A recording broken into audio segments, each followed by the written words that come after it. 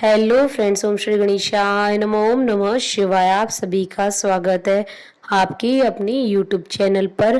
Friends, आज हम आपको इस वीडियो में बताने जा रहे हैं भाद्रपद मास के गुरु प्रदोष व्रत का शुभ मुहूर्त, पूजा विधि, व्रत कथा, महत्व और उपायों के बारे में। फ्रेंड्स, वीडियो शुरू करने से पहले आपसे रिक्वेस्ट है, अगर आप हमारे चैनल पर नए हैं और आपने अभी तक चैनल को सब्सक्राइब नहीं किया है तो प्लीज़ सब्सक्राइब कीजिएगा चैनल को, साथ ही प्रेस कीजिएगा बेल आइकन को, जिससे नए वीडियो से रिलेटेड नोटिफिकेशन आपको तुरंत प्राप्त हो सके। और वीडियो पसंद आने पर वीडियो को लाइक और शेयर जरूर कीजिएगा ताकि सभी भक्तों को इस वीडियो का लाभ प्राप्त हो सके।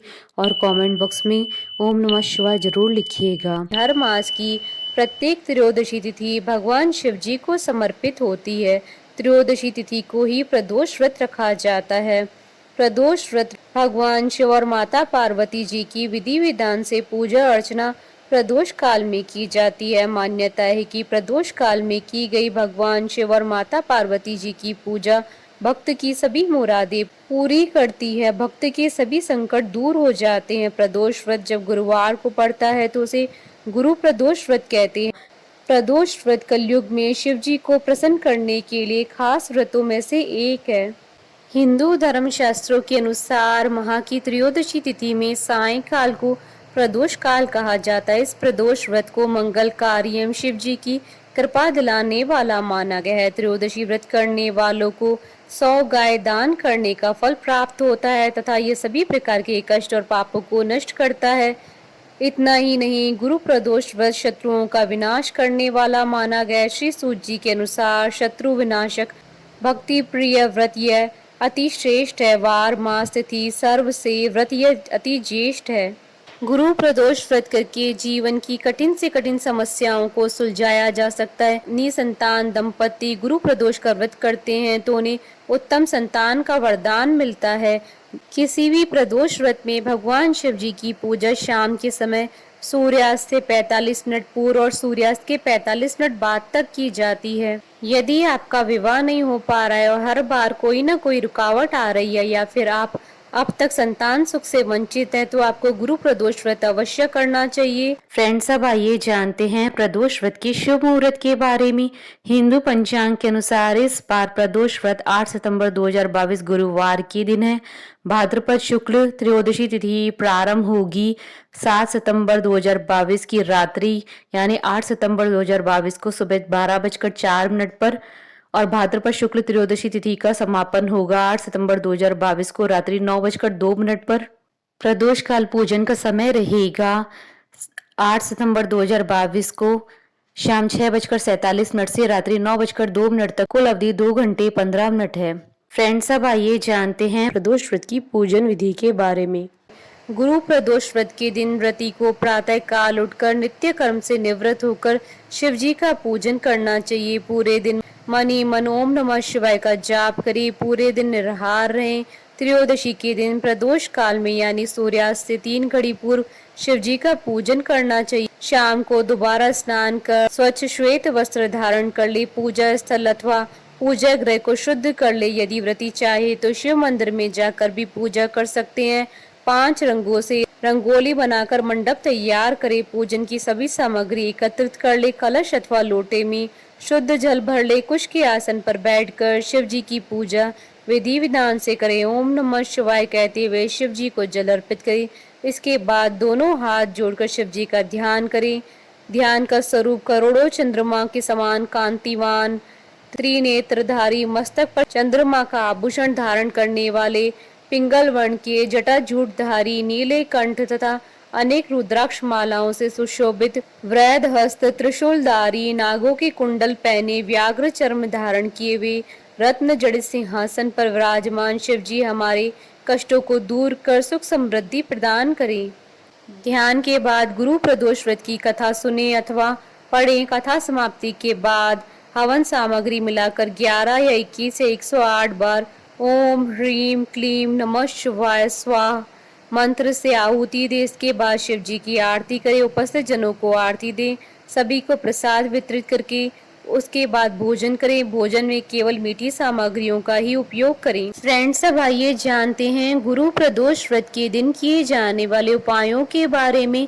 जिन दंपतियों के विवाह को लंबा समय हो गया और संतान नहीं हो रही है तो वे गुरु प्रदोष व्रत रखें। किसी भी ऐसे मंदिर में जाएं जहां पूरा शिव परिवार मौजूद हो, मतलब वहां शिव जी के अलावा माता पार्वती, गणेश जी, कार्तिकेय, नंदी की मूर्तियां भी हो।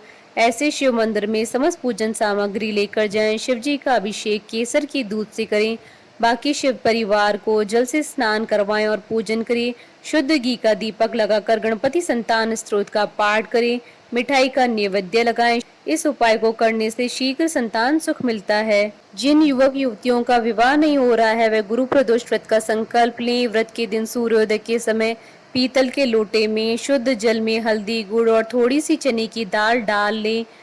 उसे केले की पेड़ की जड़ में अर्पित करें। कच्चे सूत को हल्दी से रंगकर केले के पेड़ के तने पर 7 परिक्रमा करते हुए लपेटें। इसके बाद वहीं पर गाय के घी का दीपक जलाएं और पीले रंग के आसन पर बैठकर बृहस्पति स्तोत्र का 7 बार पाठ करें। घर वापस आते समय केले के पेड़ की जड़ से थोड़ी सी मिट्टी लेकर उसका तिलक करें और भगवान विष्णु जी का ध्यान करें। इससे शीघ्र विवाह के मार्ग खुलने लगते हैं। ध्यान रहे इस दिन पीले कपड़े धारण करें। यदि आप लक्ष्मी सुख पाना चाहते हैं तो गुरु प्रदोष व्रत के दिन स्नान के जल में केसर या केवड़े का इत्र डालकर स्नान करें। इस दिन पीले वस्त्र धारण करके भगवान विष्णु और माता लक्ष्मी जी की पूजा करें। विष्णु भगवान को पीले और माँ लक्ष्मी जी को लाल गुलाब के फूल अर्पित करें। पूजा में पीला कपड़ा, चने की दाल, बेसन की बनी मिठाइयाँ या पीले फल जैसे आम, केले, पपीता आदि रखें। इसके बाद विष्णु सहस्त्र नाम का पाठ करें। फ्रेंड्स, अब आइए प्रारंभ करें गुरु प्रदोष व्रत की पौराणिक व्रत कथा।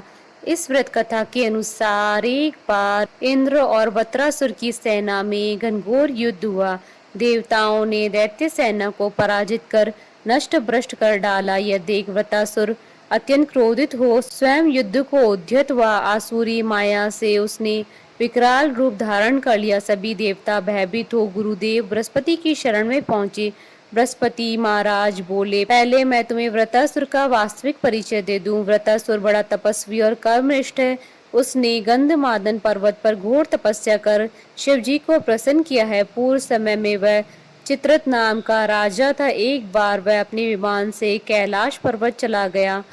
वहां शिव जी के वाम अंग में माता पार्वती को विराजमान देख वह उपहास पूर्वक बोला, हे प्रभु, मोह माया में फंसे होने के कारण हम स्त्रियों के वशीभूत रहते हैं, किंतु देवलोक में ऐसा दृष्टिगोचर नहीं हुआ कि स्त्री आलिंगनबद्ध हो। सभा में बैठे चित्रत के वचन सुनकर सर्वव्यापी शिव शंकर हंसकर बोले, हे राजन, मेरा व्यवहारिक दृष्टिकोण पृथक है। मैंने मृत्युदाता कालकूट महाविष का पान किया है, फिर भी तुम साधारण जन की भांति मेरा उपवास उड़ाते हो।